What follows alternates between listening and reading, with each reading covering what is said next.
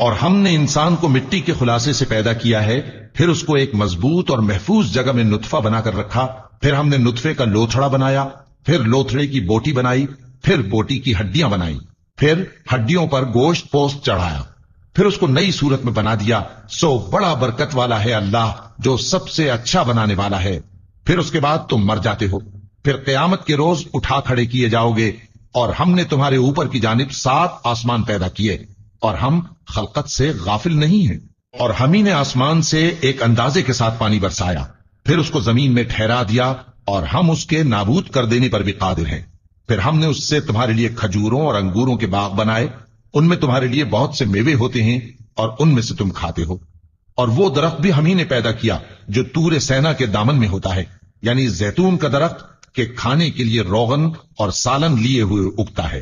اور تمہارے لیے چوپایوں میں بھی عبرت ہے کہ جو ان کے پیٹوں میں ہے اس سے ہم تمہیں دودھ پلاتے ہیں، اور تمہارے لیے ان میں اور بھی بہت سے فائدے ہیں، اور بعض کو تم کھاتے بھی ہو، اور ان پر اور کشتیوں پر تم سواری بھی کرتے ہو۔ اور ہم نے نوح کو ان کی قوم کی طرف بھیجا تو انہوں نے ان سے کہا کہ اے قوم، اللہ ہی کی عبادت کرو، اس کے سوا تمہارا کوئی معبود نہیں، تو کیا تم ڈرتے نہیں؟ اس پر ان کی قوم کے سردار جو کافر تھے کہنے لگے کہ یہ تو تم ہی جیسا آدمی ہے، تم پر بڑائی حاصل کرنی چاہتا ہے، اور اگر اللہ چاہتا تو فرشتے اتار دیتا۔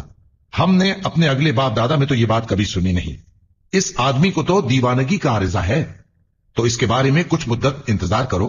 نوح نے کہا کہ پروردگار، انہوں نے مجھے جھٹلایا ہے، تو میری مدد کر۔ بھلا تم کو ڈھانپ لینے والی یعنی قیامت کا حال معلوم ہوا ہے؟ اس روز بہت سے چہرے یعنی لوگ ذلیل ہوں گے، سخت محنت کرنے والے تھکے ماندے دہکتی آگ میں داخل ہوں گے۔ ان کو ایک کھولتے ہوئے چشمے کا پانی پلایا جائے گا، ایک سخت خاردار جھاڑی کے سوا ان کے لیے کوئی کھانا نہیں ہوگا جو نہ مفید غذا بنے اور نہ بھوک میں کچھ کام آئے۔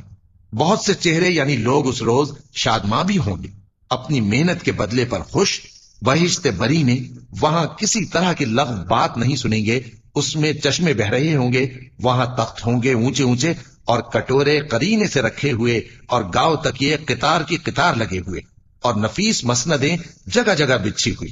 تو کیا یہ لوگ اونٹوں کی طرف نہیں دیکھتے کہ کیسے عجیب پیدا کیے گئے ہیں، اور آسمان کی طرف کہ کیسا بلند کیا گیا ہے، اور پہاڑوں کی طرف کہ کس طرح کھڑے کیے گئے ہیں، اور زمین کی طرف کہ کس طرح بچھائی گئی؟ بس اے نبی صلی اللہ علیہ وآلہ وسلم، تم تو نصیحت کرتے رہو کہ تم نصیحت کرنے والے ہی ہو، تم ان پر داروغہ نہیں ہو۔ ہاں، جس نے منہ پھیرا اور نہ مانا تو اللہ اس کو بہت بڑا عذاب دے گا، بے شک ان کو ہمارے ہی پاس لوٹ کر آنا ہے۔